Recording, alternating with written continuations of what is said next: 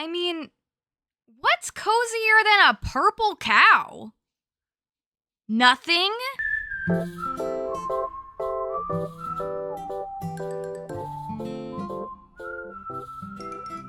Hello everyone and welcome back to my channel. If you're new here, hi, my name is Payton. It is nice to meet you, it is nice to see you, and welcome to the corner. On this channel, I talk a lot about upcoming cozy games. I tell you what cozy games are coming out, what cozy games I'm excited about, but I don't often sit down and tell you my favorite cozy things and what I've actually been enjoying the most. So I wanted to take us back to like 2014 YouTube style of a monthly favorites video and give you my most recent cozy favorites.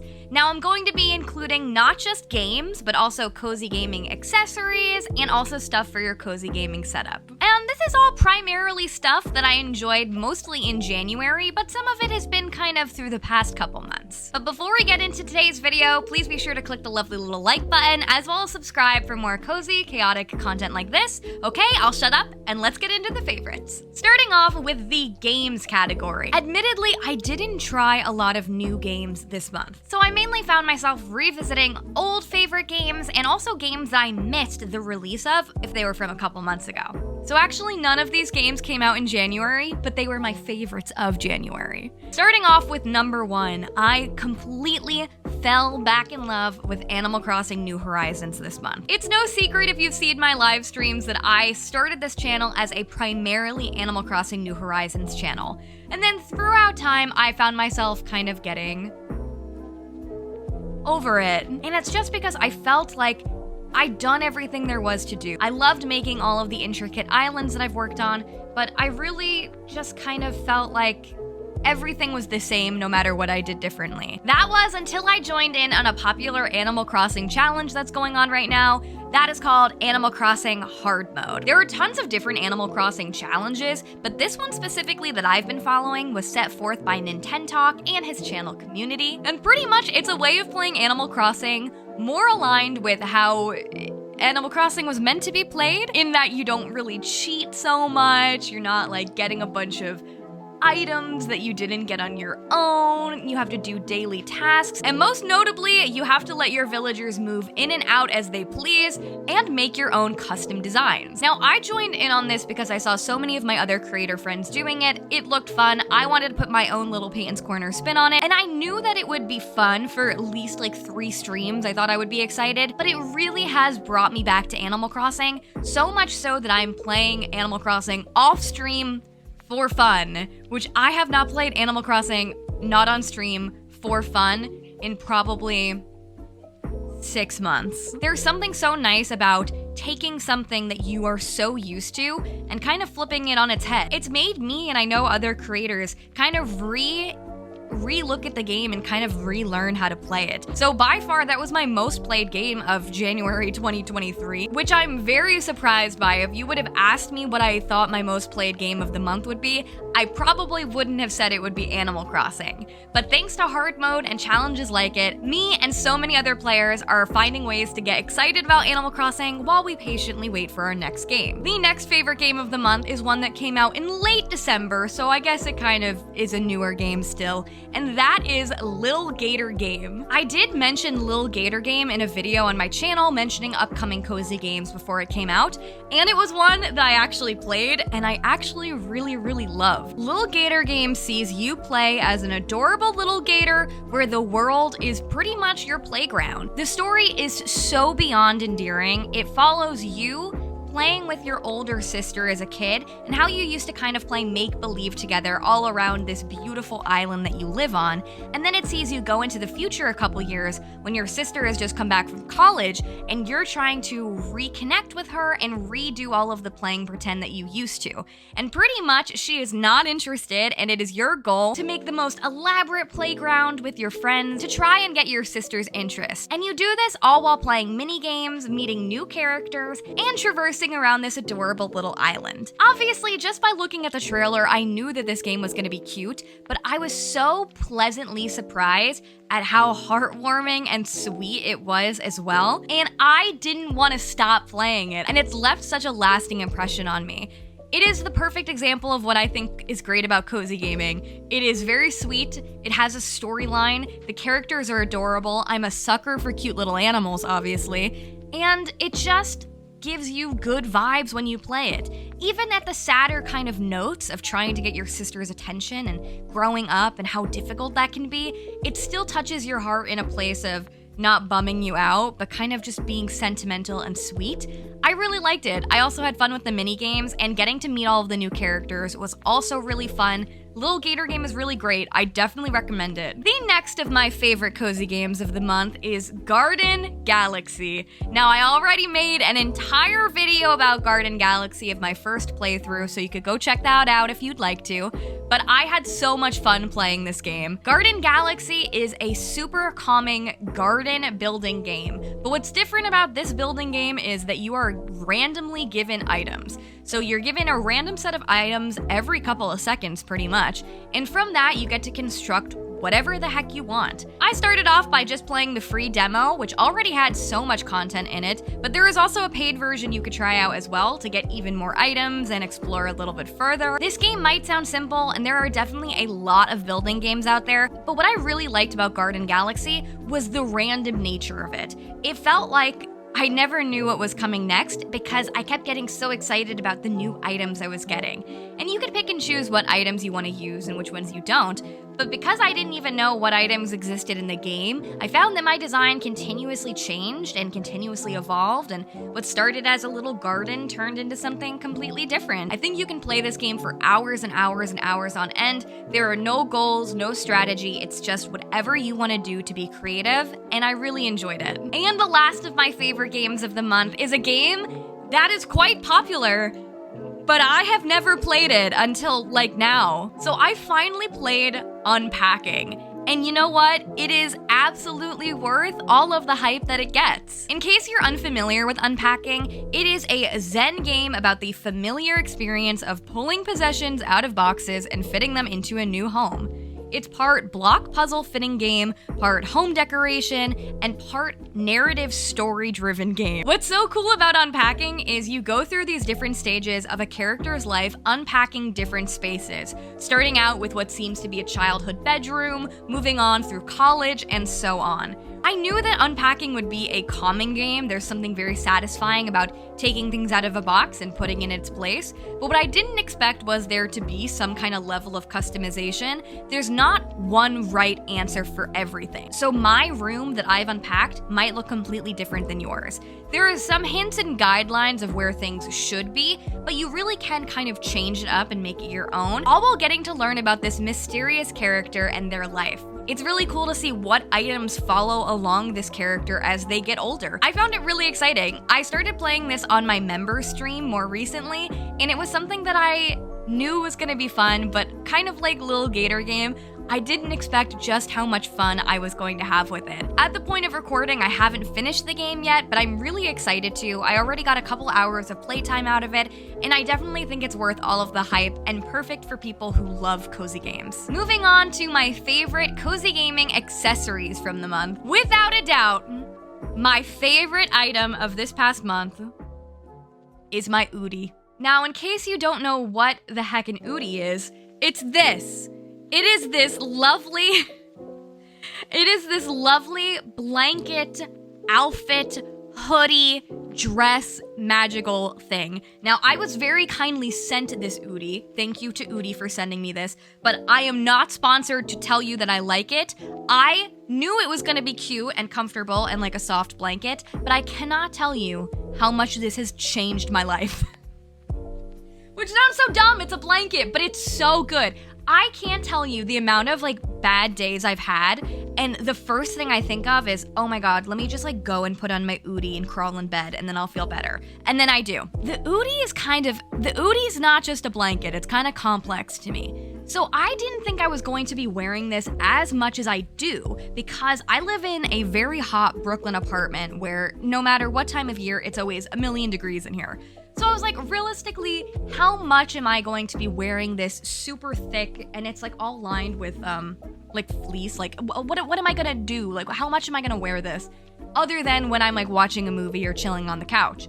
But there's something about it being a dress kind of thing that I feel like the air still gets into it and I'm not just like pit stains all day sweating so much, but yet it still feels really nice, cozy, warm, and also weighted. There's something about the weighted nature of it that feels really soothing to me. It almost feels like I'm wearing a weighted blanket in a way, which I really like because it's not as severe as a weighted blanket. I could still walk around and even go do my dishes or something while wearing it, but I feel like I'm getting a hug all day, I guess. What else is cool about the Oodie is there are like a million different kinds of Oodies. I have the sloth one, obviously I like the sloths, but they have so many new Oodies all of the time. I can't lie to you, I do wear this every single day, and I enjoy it way more than I thought I would. I do have a discount code with the Oodie to get you $30 off. It is in the description. It's not an affiliate link. You do not have to use it if you don't want to. Overall, I really love the Oodie. I am so happy that I have it. Thank you again to the Oodie for sending it to me. I do appreciate it so much, and I do use it every single day. The next item on the list is also something that I admit has brought me so much joy, and I am a 23-year-old woman. The fact that a plushie has brought me so much joy, I know you can relate to it. Don't even pretend. You like your plushies too. Anyway, this is Buster. Nice to meet you. Buster was very kindly given to me. I put him on my throne wish list, and one of my lovely viewers, Bringsbang, gifted this to me. Buster is a lovely purple cow, and he is a puff pal, and that might sound familiar to you if you've seen my other videos, as there is a brand new cozy game coming out called Puff Pals Island Skies.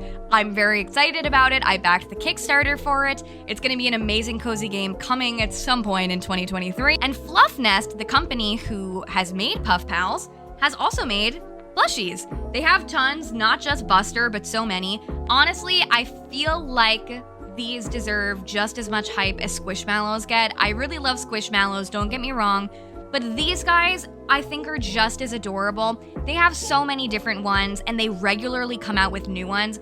I all the time wish that I had an entire room for plushies and I could just get more and more and more because I'm obsessed with them all. They're really soft and fluffy, and also they usually have pretty large heads, and I kind of like them as a pillow kind of thing, and it's just something that brings me joy. That's really the only explanation I have for it. It's a nice plushie. I like to look at it. I like to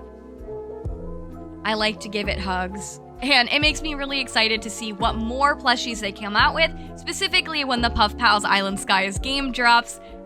So yes, Buster the cow is one of my favorites. We're sticking with accessories, but kind of getting into setup accessories now. The first thing I want to point out is the cute little sloth light that is behind me. It's this guy right here. This was also gifted to me from my throne wish list. I have literally the best viewers in the entire world. This was co-gifted to me by my friend Sienna and my friend Jade. Thank you so much.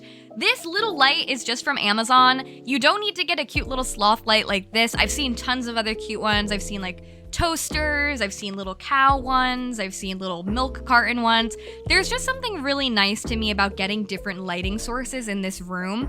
I stream in a little bit of a crazy room, and I have a really big lighting umbrella and kind of big clunky equipment, so it sometimes can feel a little bit overwhelming, and there's just been something nice to me about having this tiny little light in here. Most of my light is very white and fluorescent, so having this one bit of warmth, I just have really enjoyed. I think it's super cute.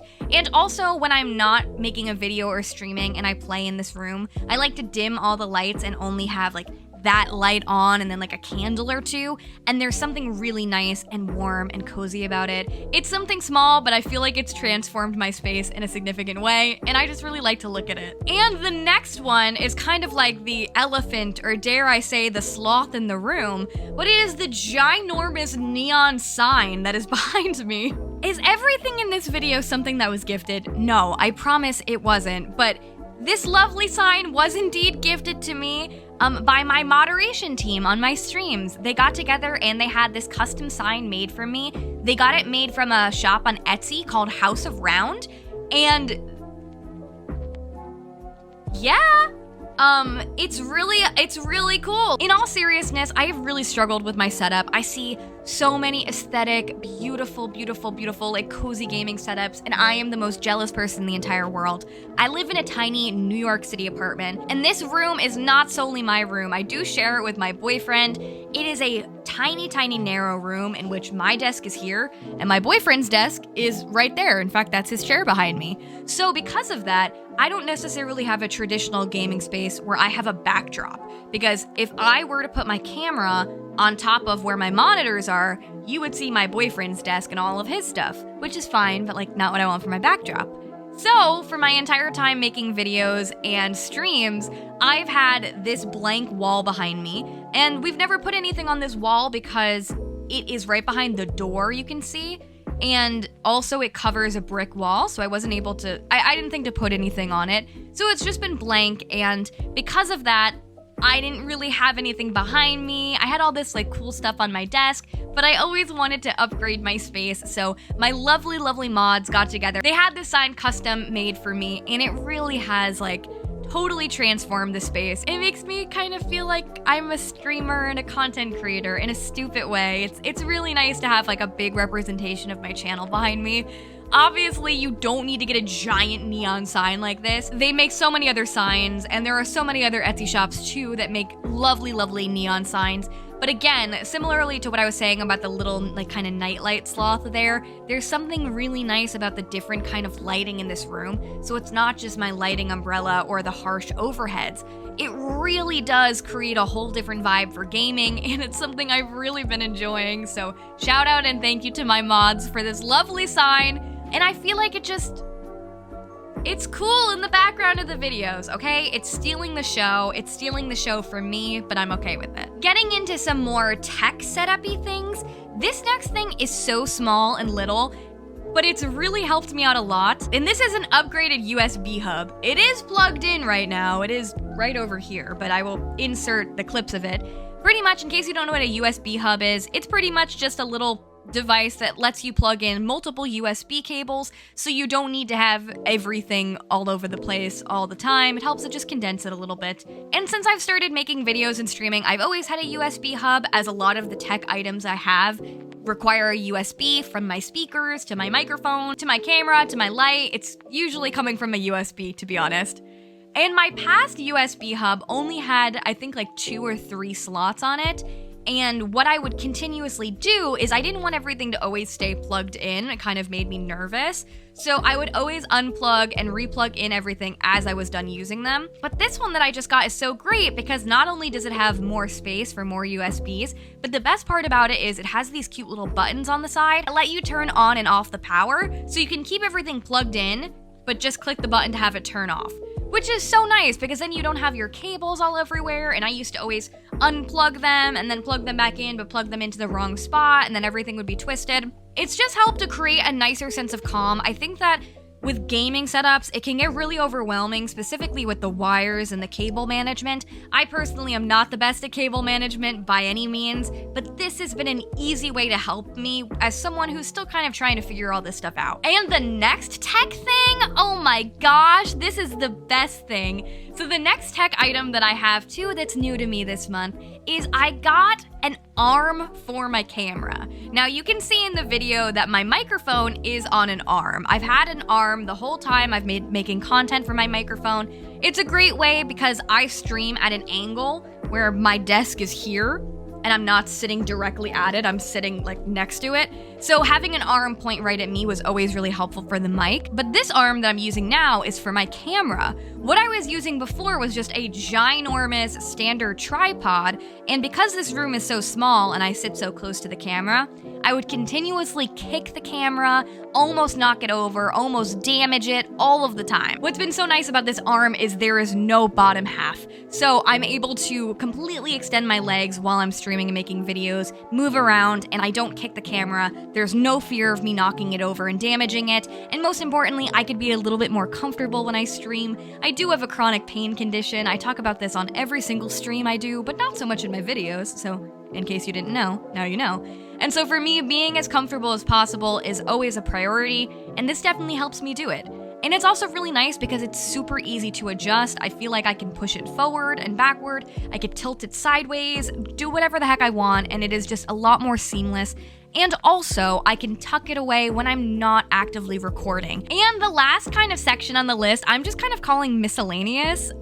Because I didn't really consider them accessories, but they're just things that I liked this month. The first thing is Patch magazine. Now, this is completely new to me. This was also very kindly sent to me by the people at Patch. Thank you so much. I appreciate it so much.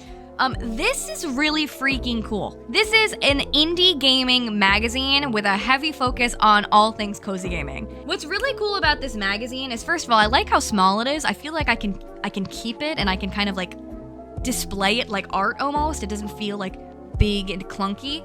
But what's really cool about this is it has a lot of different kind of things in it. It's not just a magazine telling you about cozy games. It's giving you game reviews. It's giving you interviews with game developers. It's giving you quizzes. And it also has other cozy hobbies that can relate to games. Specifically in this month's issue, in the January issue, they mentioned Puff Pal's Island Skies, the game that I talked about earlier, and they have a crochet tutorial to make one of the characters from the game. There's also a really cool new cozy game coming out called Venba, which is a game centered around cooking. And because of that, they decided to include one of the recipes from the game in the magazine. There's a page just about cute gaming accessories. I really like it. I feel like it really caters to all types of indie game lovers, especially cozy ones. I feel like there's something in it for everyone. Also, the cover art on this one is so good. The cover art is from the game Melatonin, which just came out, and it's just like, this is like art. Like, I just want to display this. So I'm really excited to see their further magazines because this one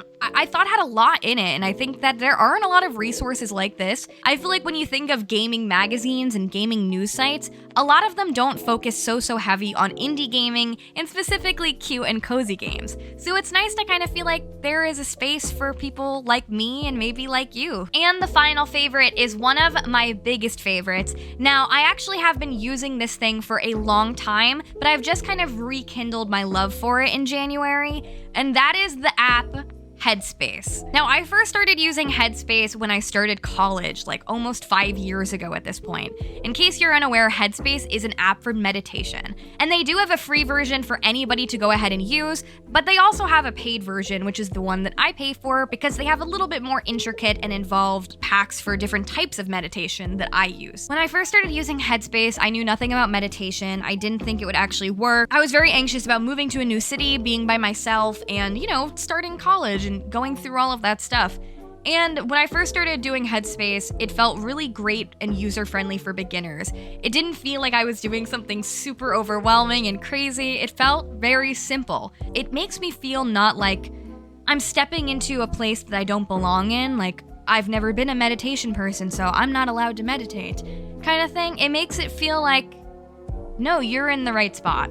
So I started using it back then, and then 2 years ago, I decided to get back into it because I was at a little bit of a crazy point in my life, and I actually had a Headspace streak where I meditated every day for 180 days, right up until I found out about my chronic illness, and I was hospitalized for it, and then had to get surgery, all that fun stuff. I stopped meditating at that time while I was dealing with recovery and all of that crazy stuff. And then I made it my goal for this year to get back into it because I really liked having that routine for myself of taking a couple minutes out of my day to just breathe and meditate. I've been doing the Headspace 365, which is doing a Headspace every single day of the year, and it starts at 10 minutes, goes to 15 minutes, 20 minutes, 30 minutes, like so on, and I've been really enjoying it. In the past, I've also done specific Headspace packs for creativity when I was feeling not that creative and needed a way to get my brain going. They also have Headspace packs for commuting. And I would be kind of nervous sometimes about, being on the subway and getting lost and going all of these new places that I wasn't familiar with. Headspace for breakups. There's Headspace for grieving. There's Headspace for lack of motivation, for sleep, for so many things. I really love it. I feel like every single person in the world could benefit from meditating 10 minutes. And what I really like about Headspace is they make it easy. So it's been something that's been my favorite this month, and I know it will be my favorite as I continue on my journey to hopefully do it every day of the year. And there you guys have it. Those were my monthly cozy gaming favorites of January. From all things games, accessories, setup, and miscellaneous, I really loved all of these things and I just wanted to share them with you. But I want to hear from you. Let me know down below what are your current cozy gaming related favorites. Whether that's an actual game or a setup item or it's something that's been helping you feel calm and cozy in this chaotic start to the year. Please be sure to click the lovely little like button on your way out, as well as subscribe for more cozy, chaotic content. Thank you so much for being here. I will see you in the next one. Bye bye!